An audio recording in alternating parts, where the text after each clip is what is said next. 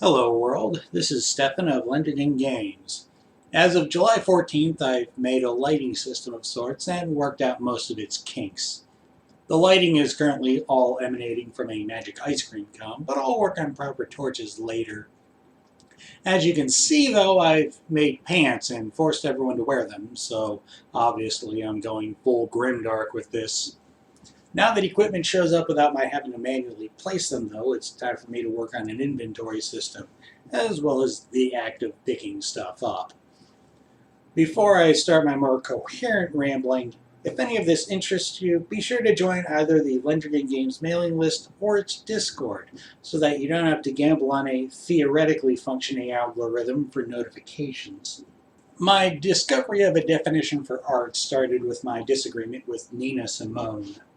The first time I read, "It is an artist's duty to reflect the times," it fired off several of my social inactivism pistons, and I soon concluded that the artist's one duty is to provide an experience. Thus, I discovered my own working definition for art. It is a crafted experience. With the argument to be had over whether art must be impractical, I'll clarify my position with extravagantly whittled chairs as an example. If the chair doesn't support sitting, it fails as a chair. But the whittling was performed for the sake of its results being seen.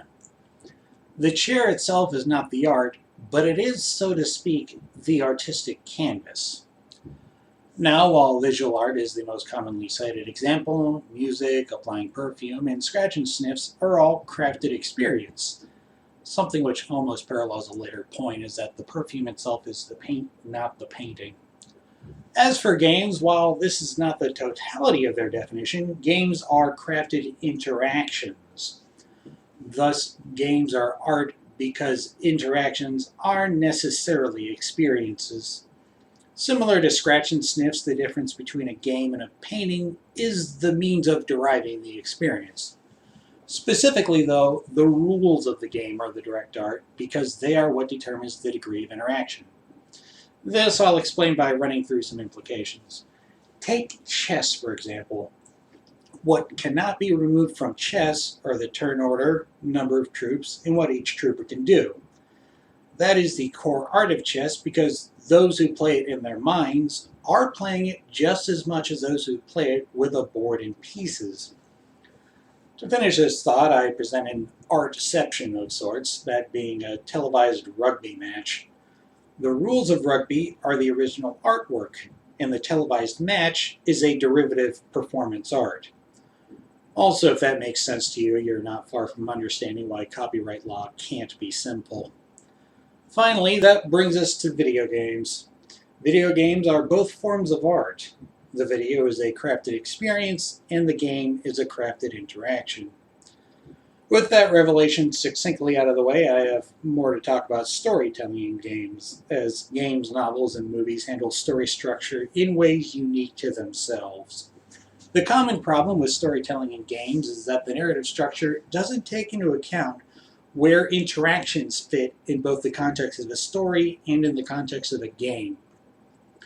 Where in a story do things happen, as the kids say? Those in the upper echelons of literature cabals generally refer to those parts as the second act. Where in a game do things happen? Pretty much the entire game. Thus, 99% of Super Mario World takes place in Act 2. Yes, this would make for a boring, tiring movie, which is why we'll never get a decent Doom movie, but for an experience derived through interaction, this is the most suitable pacing. And now you know why every time a game developer, quote, has a story to tell, my reflexive response is, then go write a book.